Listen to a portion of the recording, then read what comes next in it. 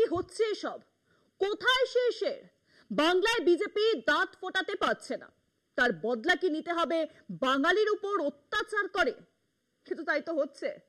BJP শাসিত রাজ্যগুলোতে শুধুমাত্র বাংলা ভাষায় কথা বলার জন্য বারবার অপমানিত হতে হচ্ছে বাঙালিদের। এবার তার সীমা ছাড়িয়ে গেল। রাজস্থান, মহারাষ্ট্র, ওড়িশার পাশাপাশি হরিয়ানার নামে কিন্তু আগে উঠে এসেছিল এই বাঙালি হেনস্থার ঘটনায়। এবার আবার হরিয়ানায় চরম নির্লজ্জতার উদাহরণ রাখলো বিজেপি সরকার। কোচবিহারের তুফানগঞ্জের দেওচরাইয়ের রাজবংশী পরিযায়ী শ্রমিককে উলঙ্গ করে মারধরের অভিযোগ উঠেছে হরিয়ানা পুলিশের বিরুদ্ধে। আতঙ্কের আরেক নাম কি বিজেপি? বাঙালিদের উপর এত ঘৃণা যাদের, তারা বাংলায় ক্ষমতায় এলে কি হবে ভেবে দেখেছেন? দেখুন ঠিক কি হয়েছিল ওই পরিযায়ী শ্রমিকের সঙ্গে। দিনকে দিন আতঙ্কের আরেক নাম হয়ে উঠছে হরিয়ানা। বাংলাভাষী পরিযায়ী শ্রমিকদের ওপর অত্যাচারের মাত্রা ক্রমশ বাড়ছে। বাংলা ভাষায় কথা বললেই তাদের গায়ে লাগিয়ে দেয়া হচ্ছে বাংলাদেশীয় রোহিঙ্গা তকমা।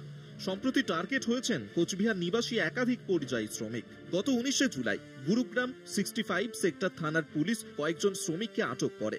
পরে হেমন্ত বর্মন নামের শ্রমিককে উলঙ্গ করে মারধরের অভিযোগ ওঠে হরিয়ানা পুলিশের বিরুদ্ধে। ঘটনার তীব্র প্রতিবাদ জানিয়েছেন তৃণমূল কংগ্রেসের রাজ্য মুখপাত্র পার্থ প্রতিম রায়। আগে প্রথমে ডাকলো হেমন্ত বর্মনকে, বলে আমি এখানে আসো। साले तू साला झूठ बोलता है, साला हिंदू है तू? हिंदू हूँ। साला मुस्लिमों के हिंदू बोलता है, साला बांग्लादेश का है, ऐसे बोल के उसका रूम में নিয়ে গেছে। নিয়ে যাওয়ার পরে আমার প্যান্ট খুলে আমাকে ও নিজে হাতে চেক করছে। বিজেপির বিভাজন নীতি নিয়ে সরব রাজ্যের শাসক দল। তৃণমূল মুখপাত্র অরূপ চক্রবর্তী বলেন, অভিযোগ শুধু হরিয়ানা বলে নয়, যেখানে যেখানে বিজেপি শাসিত রাজ্য সর্বত্র একই চিত্র, এবং এটাই বিজেপির মাইন্ডসেট। বিজেপি বাংলা ভাষায় কথা বললে তাকে বাংলাদেশি বলে ট্রিট করছে, বাংলা ভাষায় কথা বললে তাদের উপর অত্যাচার করছে। সিপিএম এর নিশানায় আবার রাজ্যের শাসক দল ও কেন্দ্রের বিজেপি সরকার।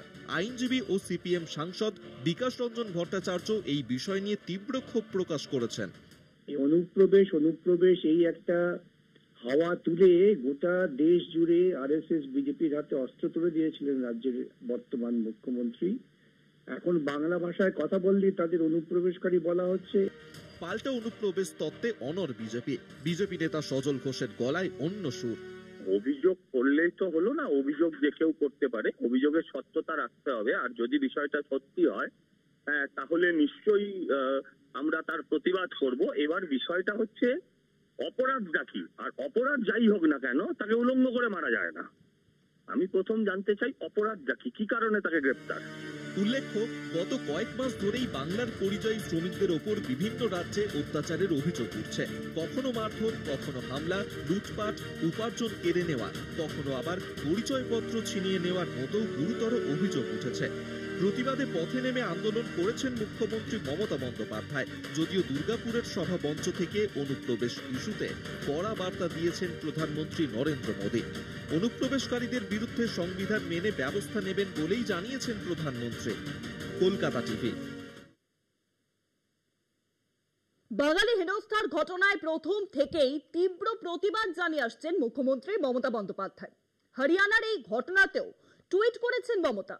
সরাসরি জানতে চেয়েছেন এই ভাষা সন্ত্রাস বন্ধ হবে কি হবে না। দেখুন সেই টুইট।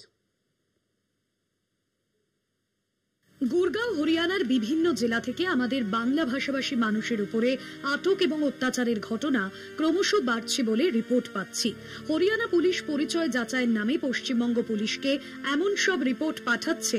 এছাড়াও রাজস্থান সহ অন্যান্য রাজ্য থেকেও বারবার খবর আসছে যে বৈধ নথিপত্র থাকা সত্ত্বেও পশ্চিমবঙ্গের নাগরিকদের বাংলাদেশে অবৈধভাবে ঠেলে দেওয়া হচ্ছে। আমাদের অফিসাররা তাদের বৈধ নথিপত্রের কপি হাতে পেয়েছেন। এইসব রাজ্যে গরিব অসহায় বাঙালি শ্রমিকদের উপর লাগাতার নির্যাতন চলছে। এই ডবল ইঞ্জিন সরকারের আমলে বাঙালিদের উপর এমন ভয়ঙ্কর অত্যাচার দেখে আমি স্তব্ধ। আপনি কি প্রমাণ করতে চান? এটা ভয়ানক ও অমানবিক। আমরা এটা মেনে নেব না।